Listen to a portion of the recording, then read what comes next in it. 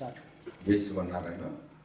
జ్ఞానానందమయం దేవం నిర్మలాస్ఫటికాకృతిం ఆధారం సర్వవిద్యానాం హయగ్రీవ ఉపాస్మయే. దేవానాంచ ఋషీణాంచ గురుకాంచ రసనిభం వందనీయం తిరోకేశం తం నమామి బృహస్పతి. అందరికీ నమస్కారం. మనం ఇప్పుడు వీడియోలో గురువు వృషభ రాశి నుంచి మిథున రాశిలోకి ప్రవేశిస్తున్నాడు. ఎప్పుడంటే మే 15వ తారీఖు. ఒక రాశిలో గురువు సంచారం ఒక సంవత్సర కాలం ఉంటుందంటే ఒక రాశిలో ఒక సంవత్సరం ఉంటాడు. గురువు సంవత్సరం, రాహుకేతులు సంవత్సరం అంటే వక్రం అంటే వెనక్కి నడుస్తూ ఉంటారు. శని 2.5 సంవత్సరాలు ఉంటాడు. అంటే ఈ 4 గ్రహాలు వ్యక్తి జాతకం మీద ఎక్కువగా ప్రభావాన్ని చూపిస్తూ ఉంటాయి. కాబట్టి ఆ 4 గ్రహాల ప్రభావం జాతకంలో విశేషంగా ప్రభావాన్ని చూపిస్తాయి. కాబట్టి వాటిని జాగ్రత్తగా పరిశీలించుకోవాలి. ముఖ్యంగా గురుడు ఒక శుభగ్రహం. గురుడి యొక్క దృష్టి లేకపోతే ఆ గృహంలో ఇలాంటి శుభకార్యాలు జరగవు. ఎవరి జాతకంలోనైనా గురుడు మకర కుంభాల్లో ఉన్నా, శని నక్షత్రాల్లో ఉన్నా చెడు ఫలితాలు ఎక్కువగా జరుగుతూ ఉంటాయి. కాబట్టి గురువు యొక్క గోచారం, గురువు యొక్క శుభదృష్టి అనేది జాతకుడికి చాలా ముఖ్యం. మనం ఇప్పుడు ఈ వీడియోలో గురువు సంచారం వల్ల అంటే మిథున రాశిలోకి ప్రవేశించడం ద్వారా 12 రాశుల వారికి ఫలితాలు ఏ విధంగా ఉన్నాయి అనేది తెలుసుకుందాం. అసలు గురువు యొక్క కారకత్వాలు ఏమిటి? సంతాన సోక్షం పఠనే పఠిత్వం శరీర పుష్టీర్త వినంతరోజ జ్ఞానం మతిస్తంత్ర విచార భూప వినోద వేదాంత విదోంగ వీర్యం తురంగ సౌఖ్యం స్వగురు స్వకర్మ సింహాసనం గోరథ బుద్ధ విప్ర చమీకరా భూషణ సత్యమేదో మీమాంస తీర్థాన్ని యశ సురేర్జాత్. భావమంజరి అనే గ్రంథంలో 49-50 శ్లోకాల్లో గురు కారకత్వాల గురించి చెప్పడం జరిగింది. వీటి యొక్క అర్థం ఏమిటంటే సంతాన సౌఖ్యం, వక్తృత్వము, శరీర పుష్టి, ధనము, పుత్రులు, జ్ఞానము, బుద్ధి, తంత్ర విచారం, రాజ సమానత్వము అంటే ప్రభుత్వ ఉద్యోగము, వినోద ప్రీతి, వేదాంత జ్ఞానము, శరీర బలము, గురువు, తండ్రి నుంచి వచ్చే వృత్తి విద్య, సింహాసనము, గోవులు, రథాలు, వృద్ధత్వం, బ్రాహ్మణుడు, బంగారు ఆభరణాలు, సాత్వికమైన గుణము, మీమాంసా జ్ఞానము అంటే తర్కించడము, తీర్థయాత్రలు, ఇవి గురువు యొక్క కారకత్వాలు. జ్యోతిషము బుధుడి ద్వారా రావచ్చు, గురువు ద్వారా రావచ్చు, శుక్రుడి ద్వారా కూడా రావచ్చు. అయితే బుధ కారకత్వంలోని జ్యోతిష్యం ధనార్జనకు, గురు కారకత్వంలోని జ్యోతిష్యం అనేది లోకోపకారానికి, శుక్ర కారకత్వంలోని జ్యోతిష్యం పలుకుబడి పెంచుకోవడానికి, యురేనియస్ కారకత్వాలను జ్యోతిష్యము నూతన ఆవిష్కరణలకు ఉపయోగిస్తుంది. వాహన సౌఖ్యము, పల్లకి, ఏనుగు, గుర్రము, యజ్ఞాది క్రతువులు, ఆచార పాలన, ద్వితీయ వివాహము, ప్రబంధ రచనా శాస్త్రము, జ్యేష్ఠ సోదరులు, పశు సంపద, శుభకార్యాలు, పౌష్టిక కర్మలు అంటే శాంతులు చేయడం, యోగాభ్యాసము, గురుత్వము, బోధన అంటే టీచింగ్, మంత్రోపదేశము, ఆధ్యాత్మిక జ్ఞానోపదేశం అంటే అర్చకులు, వేద పండితులు, జ్ఞాపక శక్తి, నూతన ఆవిష్కరణ, సద్గతి, మోక్షము, ఆలోచన శక్తి, మంచు, తీపి, ఈశానము, తేనెకళ్ళు, సంస్కృత భాష, గర్వము, ఆడంబరం లేని వేషం అంటే సింపుల్సిటీగా ఉండడం, స్థూలకాయం అంటే లావుగా ఉండడం, పచ్చని కనులు, దాచబడిన సొత్తు అంటే నిల్వ ఉంటుంది. అంటే గురువు జాతకంగా బాగుంటే డబ్బులు బాగా నిల్వ ఉంటాయి. గజ సంపద, వేదాంతము, ప్రవితాముడు అంటే ముత్తాత, భవనాలు, గోవైదికం ఇదన్నీ చెప్పబడ్డాయి. మరియు కనకపుష్యరాగం, పితామహుడు అంటే తండ్రి, దేవేంద్రుడు అంటే ఇంద్రపూజ, గురుదోషాలు తొలగిస్తుంది అని ప్రాచీనమైన సాంప్రదాయం. ప్రస్తుత కాలంలో ఇంద్రపూజకు ప్రాచుర్యం అనేది తగ్గిపోయింది. దత్తాత్రేయ పూజ, మంత్రస్మరణ గురు దోషాలను హరిస్తుందని ప్రస్తుత సాంప్రదాయం. గురుడు గ్రహాలలో పెద్ద గ్రహం. మనసులోని గౌరవ భావం గురువుకి చెందింది. గౌరవం కూడా పెద్దదే. లక్ష్య సాధన, నూతన విషయ ఆవిష్కరణ, జ్ఞానము మొదలైన అంశాలన్నీ గురువుకు ప్రతీకలు. మనసులో ఈ భావాలు దెబ్బతిన్నప్పుడు లక్ష్యాలనేవి కోల్పోతాడు. అటువంటి వ్యవహారాల్లో శరీరంలోని ముఖ్యమైన భాగాలు ఇబ్బంది పెడతాయి. శరీరంలో మెదడు, కాలేయము, క్రోమము, పునరుత్పత్తి శక్తి మొదలైన అంశాలు శారీరక కారకత్వాలుగా చెప్పబడ్డాయి. అంటే గురువు యొక్క కారకత్వాలు. ఈ భాగాల్లోని లోపాల వల్ల శారీరం శక్తిహీనం అవుతుంది. ఆలోచన శక్తిని కోల్పోతూ ఉంటుంది. విశేషణ లేకుండా చేస్తుంది. జ్ఞానహీనమైపోతుంది. పునరుత్పత్తి శక్తి ఉన్న కారణంగా, అంటే మళ్ళీ ఉత్పత్తి చేసే కారణంగా సంతానకారకుడు అవుతూ ఉన్నాడు గురువు. రక్తాన్ని ఉత్పత్తి చేయడం వంటి పనులు కూడా గురుని యొక్క కారకత్వాలు. కార్యం కూడా చాలా భాగం తీసివేసినప్పటికీ కూడా మళ్ళీ ఆ భాగాన్ని ఉత్పత్తి చేస్తూ ఉంటుంది. అంటే ఈ కార్యానికి కూడా కారకుడు గురువే.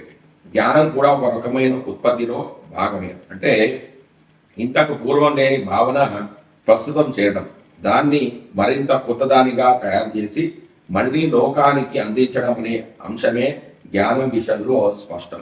ఈ గ్రహం కొంత పసుపచ్చగా కనిపించడం వల్ల కాలయాదులు పసుపు పచ్చగా ఉండి వాటి లోపాల వల్ల పచ్చకామెల వంటి వ్యాధులు రావడం వల్ల ఈ గ్రహాన్ని పసుపు రంగుకు కారకత్వంగా నిర్దేశించారు.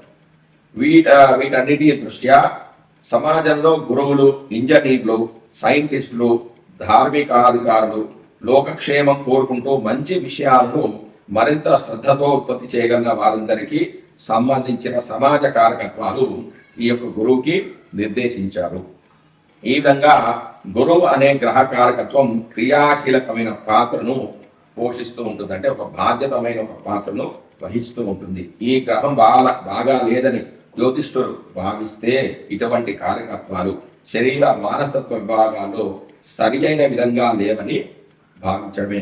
ఇదే విధంగా ఈ అంశాల్లో కలిగే ఇబ్బందిని గురుగ్రహానికి ఆపాదించి చూడడం జ్యోతిష్యుల యొక్క సాంప్రదాయం.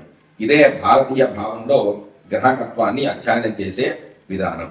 ఇక గోచార విషయానికి వస్తే గురుగ్రహ సంచారాన్ని కూడా సంవత్సర గోచారంలో భాగంగానే పరిశీలిస్తారు. గురువు తానున్న రాశి నుండి 5, 7, 9 రాశులను చూడడం వల్ల ఆయా రాశుల వారికి అనుకూలతను తెలియజేయడం జరుగుతుంది. అంటే తాను ఉన్న స్థానం నుంచి 5వ స్థానాన్ని, 7వ స్థానాన్ని, 9వ స్థానాన్ని చూస్తుంటాడు. కాబట్టి ఆ రాశులలో ఉన్న లోపాలు ఏమన్నా ఉంటే వాటిని కూడా సరిదిద్దుతాడు. అంటే లోపాలు అనేవి తగ్గిపోతుంటాయి. అంటే గురువు ఒక శుభగ్రహం కాబట్టి పాపగ్రహం చూస్తే శుభత్వం అనేది పోతుంది, శుభగ్రహం చూస్తుంది కాబట్టి ఆ శుభాలు అనేవి కలుగుతూ ఉంటాయి.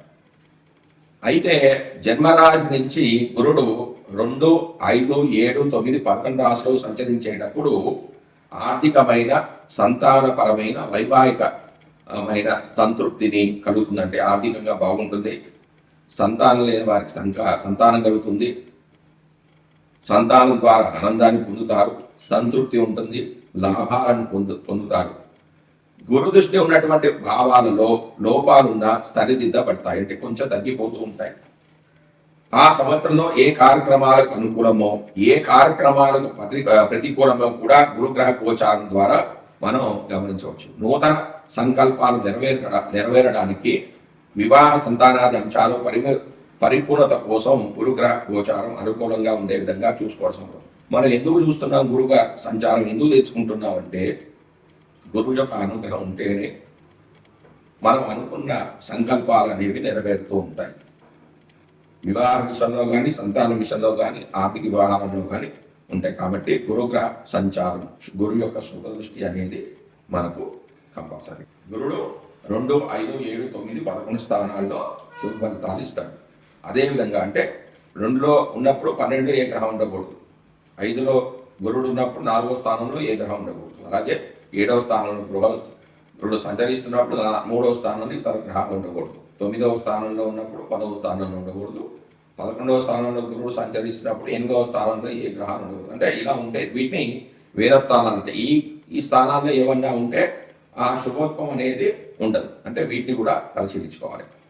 గురుడు వృషభ రాశి నుంచి మిథున రాశిలోకి ప్రవేశించినప్పుడు ధనురాశి జాతకుల యొక్క ఫలితాలు ఏమిటంటే మారినప్పుడు గురువు శుభ ఫలితాలు ఇస్తాడా అశుభ ఫలితాలు కలిగిస్తాడా వాటి గురించి మనం తెలుసుకుందాం.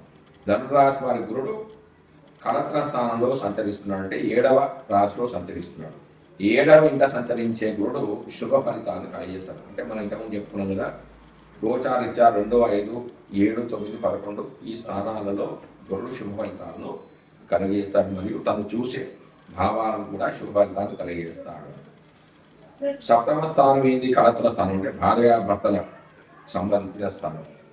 ఈ స్థానాన్ని చూడడం వల్ల, అంటే శుభగ్రహం చూడడం వల్ల వాళ్ళలో సత్సంబంధాలు అనేవి ఏర్పడతాయి. గొడవలు చికాకులు ఏమన్నా ఉంటే అవన్నీ కూడా కొంచెం తొలగిపోయే అవకాశాలు ఉన్నాయి. సామాజికమైన సంబంధాలు అనేవి మెరుగుపడతాయి. వ్యాపారంలో లాభాలు గడిస్తారు. విదేశీ ప్రయాణాలు చేస్తారు. 10 మందిలో పలుకుబడి అనేది పెరుగుతుంది. బంధువుల సోదరుల యొక్క సహకారాలు అనేవి లభిస్తాయి. వివిధ రకాలైన ఆభరణాలను పట్టు వస్త్రాలను కొనుగోలు చేస్తారు. పట్టుదలతో తలపెట్టిన పనులు అనేవి పూర్తి చేస్తారు. పితృవర్గం వారితో సంబంధాలు, అంటే పెదనాన్న చిన్న అన్న వాళ్ళతో మంచి సంబంధాలు అనేవి మెరుగుపడతాయి. ప్రభుత్వం మూలకంగా అందవలసిన సహకారం అనేది లభిస్తుంది. బంధువుల స్నేహితుల ఒక సహకారం లభించడం ద్వారా వారి ద్వారా జరగాల్సిన పనులు ఏమన్నా ఉంటే అన్నీ కూడా జరుగుతాయి. శరీర ఆరోగ్యం కూడా మెరుగుపడుతుందంటే గురువు తన 7వ దృష్టి చేత ఆ ధనురాశిని చూడడం, అంటే లగ్నాన్ని చూడడం ద్వారా ఆత్మవిశ్వాసం అనేది కొంత పెరుగుతుంది. పట్టుదలతో పనులన్నీ కూడా పూర్తి చేస్తారు. ఆరోగ్యం కూడా చాలా మెరుగుపడుతుంది. లాభభావాన్ని కూడా వీక్షిస్తున్నాడు, అంటే అక్కడి నుంచి తన 11వ స్థానాన్ని కూడా చూస్తూ ఉంటాడు. కాబట్టి నష్టాలు అనేవి చాలా తక్కువగా ఉంటాయి. ఎక్కువగా ఏ పనులు తలపెట్టినా కూడా అందులో విజయాన్ని సాధిస్తారు. లాభాలు అనేవి ఉంటాయి. తృతీయ స్థానాన్ని కూడా వీక్షిస్తున్నాడు. తృతీయం అంటే విక్రమ భావానికి సంబంధించిన భావము, సోదరుల భావం. కాబట్టి అందరి సహకారాలు కూడా లభిస్తాయి. వాళ్లతో కలిసి అంటే అన్ని పనులు కూడా సహకరిస్తారు. గురుగ్రహం బాగాలేకపోయినప్పుడు, అంటే గురువు యొక్క అనుగ్రహాన్ని పొందాలి అంటే చేసుకోవాల్సిన రెమెడీస్ ఏమిటి అంటే గురువు యొక్క దానాలు. గురుడు అశుభ స్థానంలో ఉన్నాడు అనుకోండి, అంటే ఇంట్లో శుభకార్యాలు ఏమీ జరగటం లేదు, ప్రమోషన్స్ ఏం రావటం లేదు, డెవలప్మెంట్ ఏం లేదు అని అనుకున్నప్పుడు వాళ్ళు చేసుకోవాల్సింది ఏంటి అంటే గురుడు అశుభుడుగా ఉన్నప్పుడు విప్రులకు పసుపు పచ్చని వస్త్రము, శుద్ధమైన బంగారము, పుస్తకము, నివాళ ధాన్యం, అన్నము, పంచగవ్యము, శనగపప్పు, పంచదార విప్రులకు దానం చేయాలి. గురువు శాంతి స్థానం. బృహస్పతి అంటే గురువు అశుభ స్థానంలో ఉన్నప్పుడు తెల్ల ఆవాలు, యష్టి మధుకము, నీరు, మల్లె చిగురాకులు, మల్లె పువ్వులు, యుధి ఆనుకులు అంటే మల్లెలలో భేదం, దీన్నే చమేలి అంటారు. వీటితో స్నానం చేసినచో రోగాలనేవి పోతాయి.